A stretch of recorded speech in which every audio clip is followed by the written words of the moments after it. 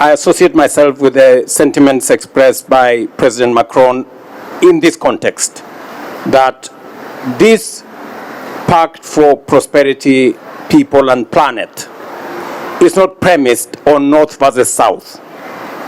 It is not premised on prejudices that exist and driven by narratives that we all know. That was not the premise upon which we established this platform. And this platform has been driven in all its aspects in trying to find solutions. And let me say this.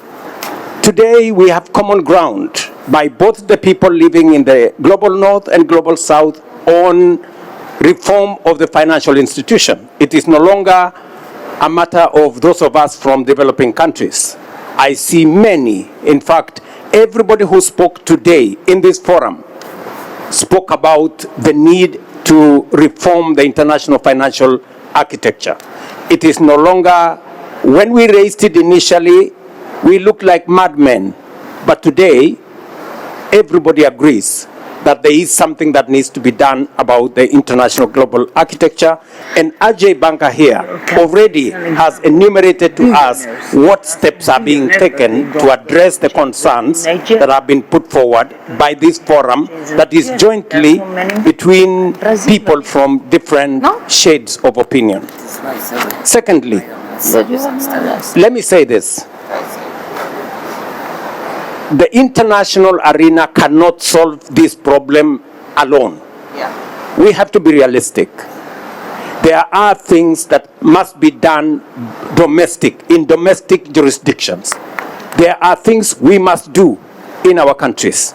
And I will explain. For example, a matter that was ably canvassed by President Lorenzo about health. It is true. There is a relationship between poverty and conflict. There is a relationship between health and development. And as a result, it's become increasingly clear to us that even in the context where global resources, global fund resources, Gavi resources are going down, we must step up domestically mobilized resources to fill the gap. This is what we have done in Kenya, for example, so that we're not just discussing about reform of the international global financial architecture. We are also discussing reform of our own domestic raising interventions so that we have resources that is available at the domestic level. Just allow me just to say this because it's important to contextualize where we are. For example, in Kenya, even when global resources were dwindling, we stepped in with domestic raising resources. We changed the infrastructure for raising health insurance from where we had 0 point something percent and the poor were paying 10%. We agreed on a standard 2.75% for everybody to pay. What has happened? We have raised $1 billion, money that we didn't have, and we have raised it domestic, using domestic resources. So some of the interventions can be sorted out by looking at domestic raising interventions that are local in its nature. Let me also say this. We've also leveraged on the private sector to provide help in Kenya. We worked with manufacturers that were buying from, we were buying from them equipment for our hospitals. We decided to change it on the other side. We decided to create an investment out of equipment. Now manufacturers are investing. We have now a leasing program, a fee-for-service program, where manufacturers, where we were buying a CT scan or an MRI for our hospitals, today they bring the MRI to the hospital, they bring the CT scan to the hospital, and we pay for service. For every service we get, we pay for it. We don't have to pay for the equipment anymore. So we have changed. Instead of us investing in buying equipment, manufacturers have seen an investment opportunity for them to put equipment in our hospitals, and it comes out as a win-win. So the private sector and the public sector are collaborating to deliver on public interventions. As a result, we have mobilized close to another $1.5 billion from the private sector to fund our health delivery mechanism.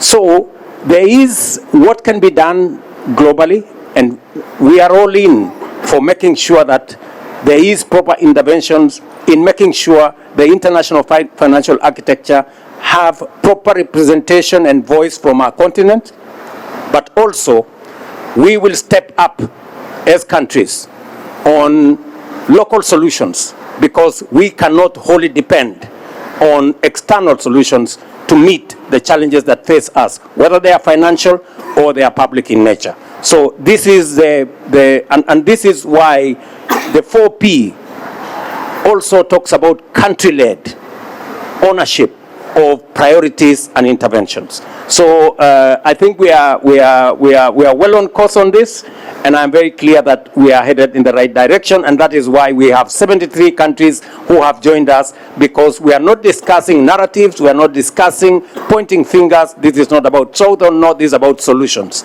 that work for all countries.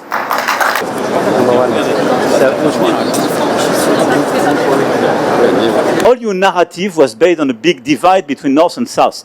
This is the exact opposite of what I do believe in.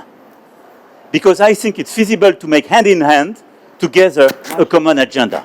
But as long as you will have people in Europe and North America saying, these people in the South are my main problem, I don't want them, they are just migrants. Or people from the South saying, in the North, you have my main problem, this is cynicism, wealthy people and a post-colonial approach, we have no chance to deliver a global agenda. And I don't see 1 second, based on your narrative and your paradigm, how we can deliver a common agenda. There is no chance to do so. The unique chance to do so is to work together with respect, refusing the oversimplification of the different parts of the world, because guess what? In South America, you have wonderful leaders, wonderful society, and the same in the North. And you have politicians who want to build precisely a new growth model and cooperation between North and South. And being in charge during the past 8 years, I spent my life to do exactly what you mentioned. And my main example is about COVID time. In COVID time, day one, probably remembers, President Ramaphosa will remember, and Ngozi does remember. First month, I was invited by African Union to build the Common Action Act A in the G20. And this is precisely because in Africa, they needed vaccine, but didn't produce vaccine on their soil. They were lagging behind. Your point is right, but I want to treat it and not just